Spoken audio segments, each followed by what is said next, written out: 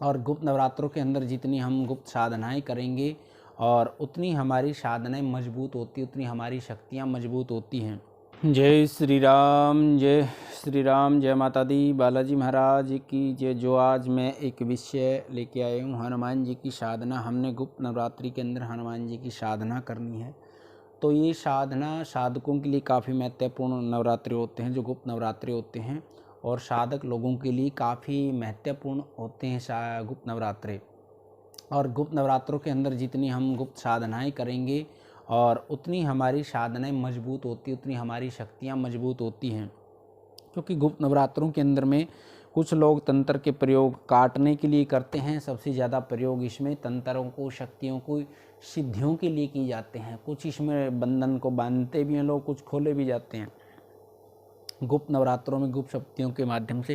क्योंकि हम जो गुप्त नवरात्रों में जो हम शक्ति पाना चाहते हैं, वो हमारे को कई गुना उसकी शक्ति की पावर बढ़ जाती है। एक तो माता के नवरात्रे होते हैं, एक गुप्त होते हैं। गुप्त का मतलब क्या है? साधना करने वालों को हमने अपनी जो साधना है वो गुप्त रखनी चाहिए और उनका हमने प्रचार नहीं करना चाहिए। इसलिए इन नवरात्रों को गुप्त नवरात्रे बोला जाता है। कि जो हम काम करना चाह रहे हैं, हम कोई जप करना चाह रहे हैं या कोई व्रत करना चाह रहे हैं गुप्त नवरात्रों के अंदर में, या कोई दान करना चाह रहे हैं, या कोई फिर साधना करना चाह रहे हैं विशेष मनोकामना को लेकर या सिद्धि प्राप्ति करने के लेकर, तो ये सारी चीज़ें हमने गुप्त रखनी चाहिए। और आगे हैं हनुमान जी का रुद्र अवतार मंत्र है, जो उसकी शक्ति आपको 9 दिन के अंदर में मिल जाएगी। शक्तिशाली मंत्र है, पावरफुल मंत्र है, और ये हर तरह के काम करने में सबसे शक्तिशाली मंत्र है। किसी तरह की इस मंत्र से आप काम करवा सकते हैं। शत्रु पे विजय पानी हो, कोई कोर्ट केस का मुकदमा चल रहा हो, कोई कोर्ट केस में, कचहरी में, कहीं भी कोई मुकदमा चल रहा हो, आपका किसी स्थिति भयंकर स्थिति में फंस रहे हो, कोई भूत की, प्रेत की, जिन की, जनाद की, मसाने की, टोने टोटके में किसी तरह से फंस रहे हो, या फिर आपके कोई कारोबार के ऊपर बंधन हो, परिवार के ऊपर बंधन हो, शरीर पर बंधन हो, तो इस सब चीज़ों में सबसे शक्तिशाली मंत्र और सबसे छोटा मंत्र है, सबसे पावरफुल मंत्र है। और इसकी मैं जानकारी पूरी दूंगा आपको। गुप्त नवरात्रि में इसकी शक्ति साधना कैसे करनी है। और सबसे पहले हमारा बालाजी दरबार लगता है, दरबार की संबंधी जानकारी हो या फिर किसी ने ऑनलाइन पूछा लेनी हो तो चैनल के माध्यम से आपको मिलती रहती हैं। और आप चैनल को सब्सक्राइब करें और वीडियो को लाइक करें। रुद्र अवतार मंत्र है, इस मंत्र की मैं जानकारी आपको पूरी दूंगा, क्योंकि हनुमान जी की शक्ति ये भगवान शंकर के साथ में जो रुद्र अवतार 11वें रुद्र के अवतार हैं, उसी रूप में भगवान शंकर की शक्ति के साथ में हनुमान जी के साथ चलती है। और इसकी आपने, यदि आपके पास गुरु नहीं है तो भी आपकी साधना कर सकते हैं, बिना गुरु के तो भी इसकी साधना कर सकते हैं। यदि आपके पास गुरु है तो आपने इन मंत्रों, कोई भी मंत्र हो, गुरु सानिध्य में ही उसकी साधना करनी चाहिए। यदि आपके पास कोई गुरु नहीं है तो भगवान शंकर को, बाबा गुरु गोरखनाथ जी को गुरु बना करके, या फिर आप अपने इष्ट को या हनुमान जी को भी गुरु बना करके आप मंत्र का जप कर सकते हैं। और हनुमान जी के मंत्र की साधना गुप्त नवरात्रि में कोई भी साधनाएं हों, साधना के हमने पूर्ण नियम करने हैं। सबसे पहले ब्रह्मचर्य का पालन करना है। खाने पीने का हमने दूसरे के घर का कोई खाना पीना नहीं है, कोई तामसिक चीज़ें नहीं प्रयोग करनी है। सात्विक मन रखना है, सात्विक भाव रखना है, सात्विक शरीर रखना है और सात्विक सोच रखनी है। और दूसरा, आगे जब हम साधना कर रहे होते हैं, साधना के समय में शक्ति हमारी बहुत सारी परीक्षाएं लेती हैं। जैसे हम साधना कर रहे होते हैं तो साधना के समय में हमारे पास कोई ब्राह्मण आ गया, कोई रिश्तेदार आ गया, कोई छोटा हो, बड़ा हो, बुजुर्ग हो, कोई बाहर का आदमी आ जाता है, तो हमने सबसे मान सम्मान के साथ में हमने उसके साथ भाव रखना है। द्वेष का कोई भी इसी तरह से कोई भाव नहीं रखना, क्योंकि शक्ति उस समय भी हमारी परीक्षाएं लेती हैं। और ना किसी के ऊपर क्रोध करना चाहिए साधना के समय में।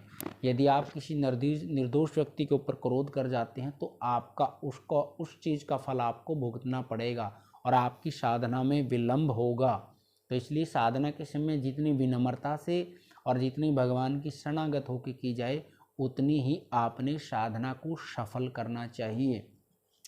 और आगे, यदि आपके पास गुरु नहीं है तो सबसे पहले आपने भगवान शंकर, बाबा गोरखनाथ, तो जिसको भी गुरु बनाओगे, उसके बाद भगवान श्री राम के सानिध्य में इसकी आप साधना करें, या विशेष मनोकामना को लेकर आप जाप करना है। भगवान राम को, भगवान शंकर को, अपने कुल देवी, कुल के देवता को भोग लगा करके और फिर हनुमान जी को आपने भोग लगाना है। भोग लगा करके आप उसके बाद संकल्प लेना है। आपने इसके कितनी माला मंत्र की जप करनी है, 11 माला करनी है, 5 करनी है, 21 करनी है, ज़्यादा करनी है, यथा संख्या नाम करनी है।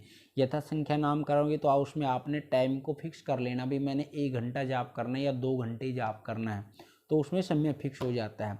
उसमें संकल्प लेना अपना, सबसे पहले भगवान विष्णु का 3 बार स्मरण करना होता है। ओम श्री विष्णवे नमः, ओम श्री विष्णवे नमः, ओम श्री विष्णवे नमः, ओम नारायणाय नमः, ओम नारायणाय नमः, ओम नारायण, इसमें से कुछ भी ले सकते हो। उसके बाद अपना नाम, अपना गोत्र बोल करके आपकी जो मनोकामना, भी मैंने इसकी साधना करनी बाबा, इसकी शक्ति मुझे साक्षात कृपा हो, साक्षात शक्ति मिले, या आप किसी मनोकामना को लेकर करना, वो मनोकामना बोलकर इसकी, लेकिन जो मनोकामना वो एक ही रखनी है। आपने साधना करनी तो साधना ही बोलनी है रोज़ संकल्प में, और यदि आपने किसी मनोकामना को लेकर करना है तो वो ही बोलना है। और मंत्र कौन सा है, पहले मैं मंत्र बता देता हूँ आपको। ओम हम हनुमते रुद्रात्मकाय हुम फट। ओम हम हनुमते रुद्रात्मकाय हुम फट। ओम हम हनुमते रुद्रात्मकाय हुम फट। ओम हम हनुमते रुद्रात्मकाय हुम फट। इसमें कई बार हम मंत्र में फट का प्रयोग नहीं करते, जाप करते हुए। जाप करते हमने हुम तक ही पढ़ना चाहिए। ओम हम हनुमते रुद्रात्मकाय हुम, ओम हम हनुमते रुद्रात्मकाय हुम, ओम हम हनुमते रुद्रात्मकाय हुम, बस इतना करना है। जब हमने इस मंत्र का या तो हवन में प्रयोग करना है तब स्वाहा बोलना है, इसमें फट की जगह फट स्वाहा, फट स्वाहा। या फिर आपने किसी के ऊपर प्रयोग करना होता है, फट का प्रयोग हम तब करते हैं। फट का प्रयोग मंत्र प्रयोग में लेते हैं तब फट का प्रयोग किया जाता है।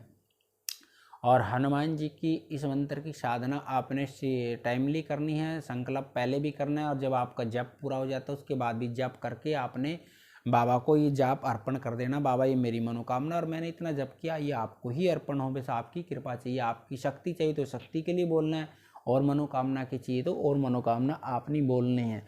और उसके बाद में आपने क्या करना है, जब आपका ये पूर्ण हो जाएगा तो आपने दशांश हवन करना है। दशांश हवन नहीं कर सकते तो दशांश इसका मंत्र का जप ज़्यादा करना, 1 माला का 2 माला का आप हवन कर सकते हैं। इसका फिर पूर्ण आहुति करनी है। फिर हाँ, बाबा को, हनुमान जी को आपने चोला अवश्य चढ़ा कर आएँ, चोला चढ़ा कर के आएँ। और साथ में बाबा को उसके बाद में आपने बंदरों को कुछ खिला करके आना है। आप गुड़ चने डाल करके आ सकते हो, रोटी डाल करके आ सकते हो, केले डाल करके आ सकते हो। और इसमें जब आप मंत्र का जप करो तो साथ में ओम नमः शिवाय और श्री राम नाम का जप अवश्य करें, 1-1 माला ओम नमः शिवाय मंत्र का और राम नाम का जप पहले भी और बाद में भी 1-1 माला, क्योंकि भगवान शंकर की शक्ति हमने इसमें रुद्रात्मक रूप में ले रखी है, रुद्र के रूप में ले रखी है, तो इसलिए हमने ओम नमः शिवाय मंत्र का जप 1-1 माला और राम नाम का जप पहले भी 1 माला 1 माला बाद में वो अवश्य करनी चाहिए। इससे हमारी शक्ति और मजबूत हो जाती है। और क्योंकि जब भगवान श्री राम की कृपा के साथ में हम काम करते हैं तो हनुमान जी की कृपा हमारे को बड़ी जल्दी मिल जाती है। और भगवान शंकर के रुद्र अवतार के रूप में हम इसको ध्या रहे हैं, तो इसलिए आपको ये पूरा नियम से करें। और आपको वीडियो अच्छी लगे तो, जानकारी अच्छी लगे, चैनल को सब्सक्राइब करें और वीडियो को लाइक करें। बाबा बालाजी महाराज और माँ भगवती कृपा आपके परिवार पर बनी रहेगी। आप सदा खुश रहे, हंसते रहे, मुस्कुराते रहे। सभी को सीताराम, जय माता दी।